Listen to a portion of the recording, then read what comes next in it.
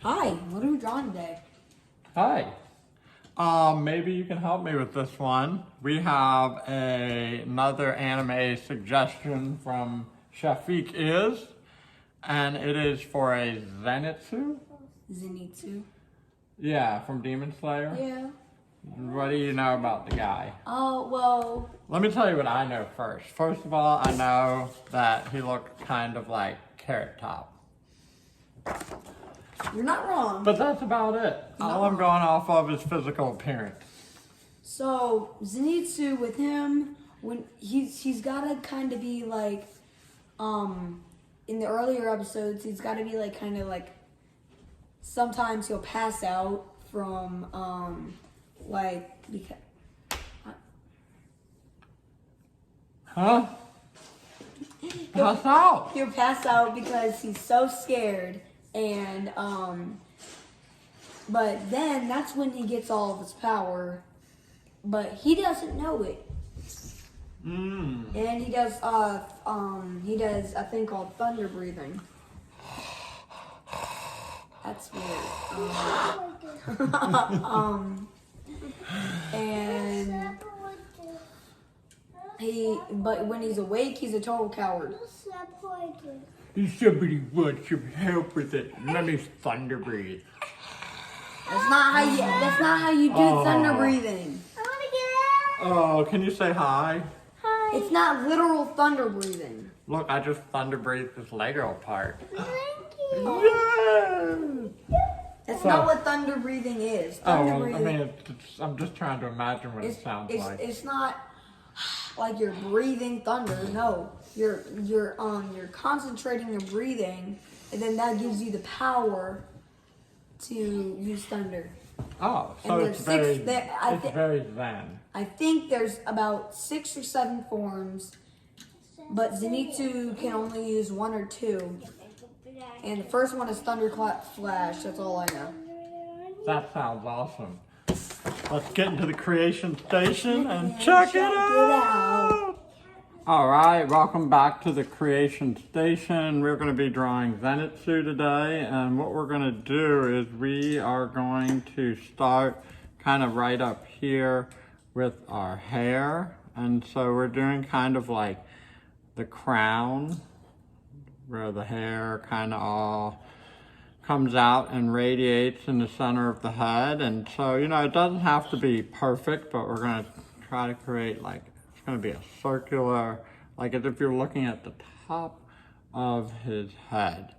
So, I'm just going to kind of start by adding some lines here and start building the outside edges of the hair, and trying to keep some of my lines slightly continual to give it a bit of a flow. So we're creating these different sections right here, like that. I'm just sort of building it up. All right, and as you hear in the background, we have a little Lego friend who's joining us today, building some sorts of things out of Legos. Maybe we'll check in on that later when we do our review here at the end, because there's going to be a lot to look at, and I have our resident expert, Mr. Riley Smiley, will be drawing along with us for his first Zenitsu drawing, so we're going to check in on that as well. So we have kind of like a side of hair. It's going to hang down a little bit more here and then kind of go up and flow this way. So I'm going to get this last little bit here. There's going to be a little part in front of the face. We're going to have a little bit right down here. This is going to be the forehead area. So you just kind of do your best. There's no like perfect way to do this. I know with Naruto, it's a little bit more specific, his hair, if you want to see little nuances, but with our Demon Slayer characters, there can be a little bit more movement and freedom. There's a wider variety of looks, so to speak. All right, so what we're doing is sort of getting our hair like this. So we're kind of like working smaller bits of hair around here. And like I said, just give it your best shot, because what we're doing is we're just sort of showing the essence of what's going on with our hairline. So that's one of the things I tell my students is I've been drawing for over 40 years, and if you haven't, just don't give up. Like I said, a lot of these are first time drawings for me, and it's a lot of fun to see how they evolve as the image is going on. So what I'm doing is I'm just kind of trying to add little lines here to sort of show where different directions of the hair pattern are going. So we're basically building around, and then we're aiming back towards the center. And so if you look at little parts like this and this, or wherever you see an angle, I just kind of draw little lines going in. I'll put a little hair like that off on the edge, and I'm gonna kind of leave this side a little bit more like the light shining down, so we're gonna have more detail action down here. Now, right by this curve, we're gonna go ahead and do the edge of our face, and we're gonna come up as if there was an ear over here. All right, now we're gonna do kind of an eyebrow coming down, and then our eyes are gonna be like a smiley face, giving the idea that they're closed, like we heard from our resident expert.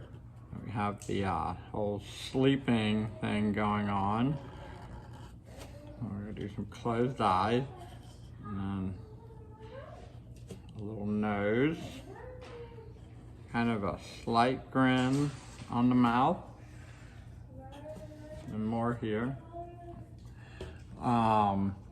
Now, what we're gonna do is we're gonna have kind of a dynamic movement across the body with the arm. So we're gonna put his kimono.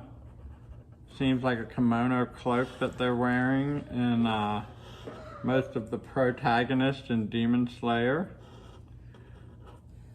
I'm gonna have a hand kind of coming across here, and then some stitching, and sleeve black, and then white, and then we're gonna have a hand coming in. We're gonna have finger,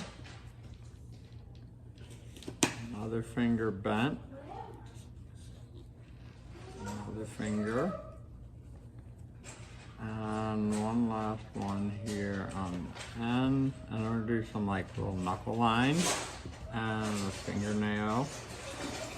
All right, so there's gonna be a sword involved here, which is gonna come straight up like this. All right.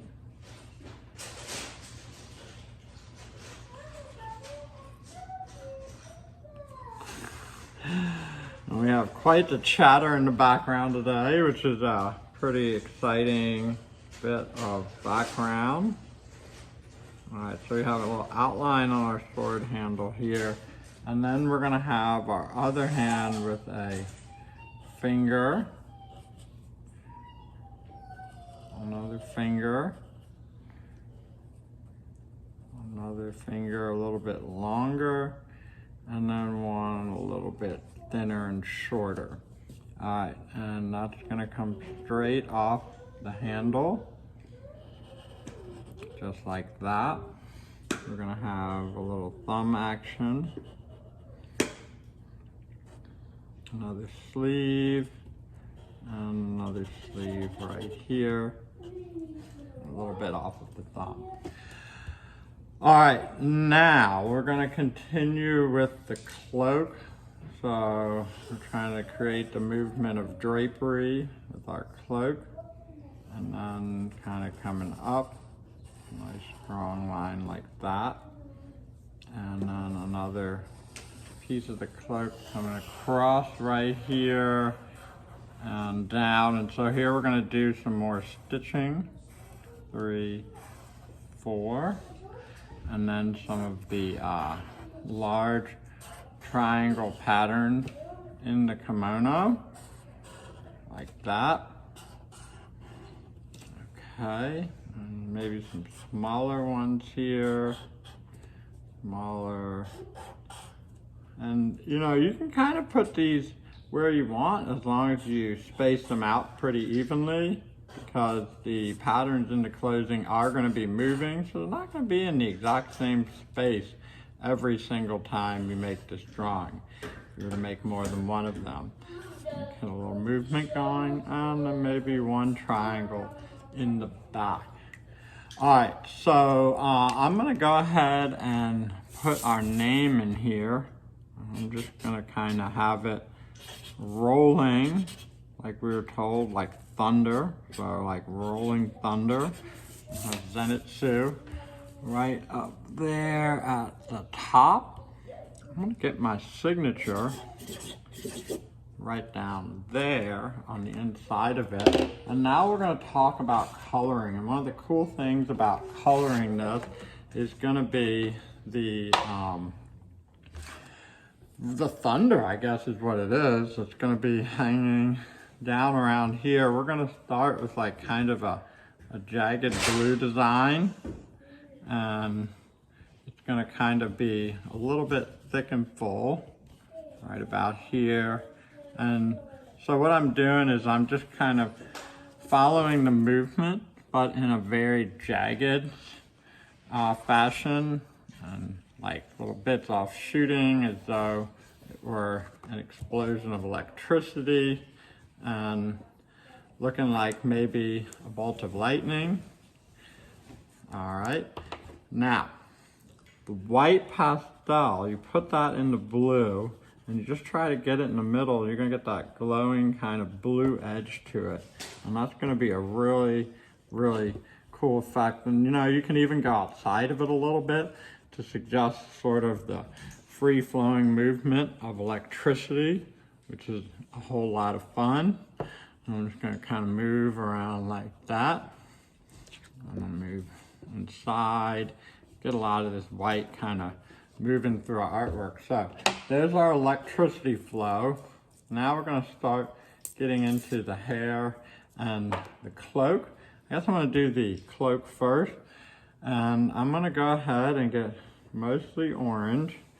And I'm going to try to carefully fill in around some of our white triangles. Triangles are going to be left white.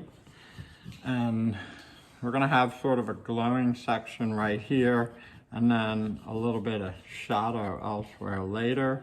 So I'm going to go ahead and sort of work around my blue, around my white.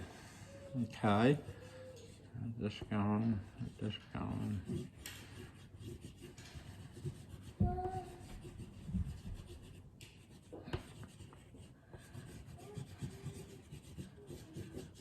Alright, so we're going to work up, up, up, up, up. And then we're going to get a little yellow in here, kind of down in this section, which we're going to sort of blend in. And we're going to kind of overlap some of the orange here. And then there's going to be some darker sections near the folds. Okay, so we have some darker areas near the folds and around the edge, and maybe just some spots that we missed, a little bit down here. All right, now what we're going to do is we're just going to start blending some of that.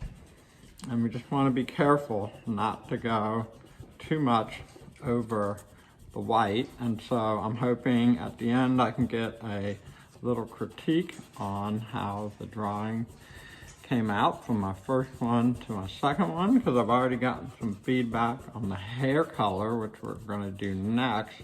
We're going to get a little skin, and then we are good to go.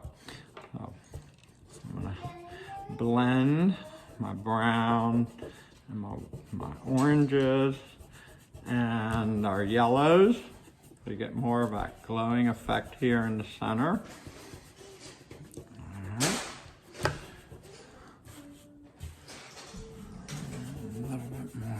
Here, It's kind of cool when you get a little blue mixed in. That gives it some variety to the textural variation, the color variation that we have going on.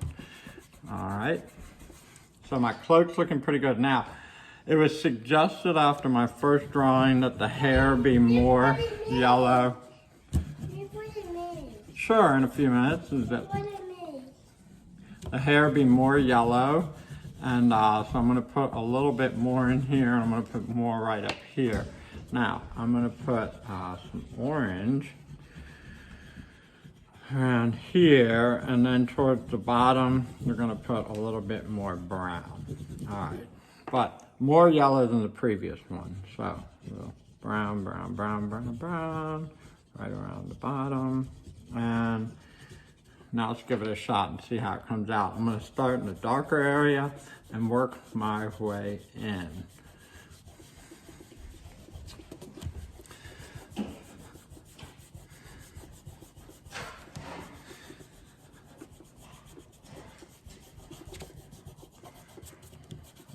Start like that.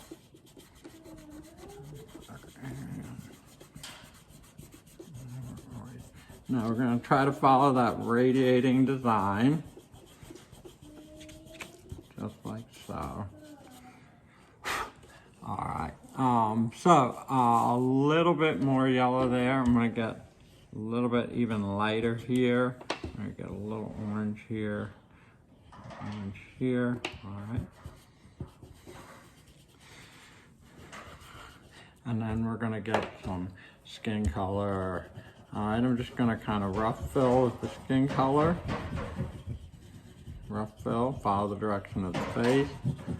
Okay, and then some of the fingers, and all right, really get that worked in. Okay, mouth, nose, eyes, forehead. Get a little shadow in the forehead. You can't tell where that hair blended in. A little bit on the fingers. And there we have it, is our full color Zenitsu. Hope everybody likes it. Send some suggestions our way. And now we're just going to do a little bit of reflection. So we are done with Zenitsu. I hope y'all like the drawings. I noticed, what kind of feedback do you have? You said something at the beginning that struck me, that the hair needed to be a little bit lighter. Does that do a good job? Yeah. So maybe we're looking for like more consistent yellow with like smaller hints of orange and brown or something like that. Or you could stroke your finger the other way down instead of up, because that will just... Oh, like kind of in here. Yeah, because that'll spread the yellow around.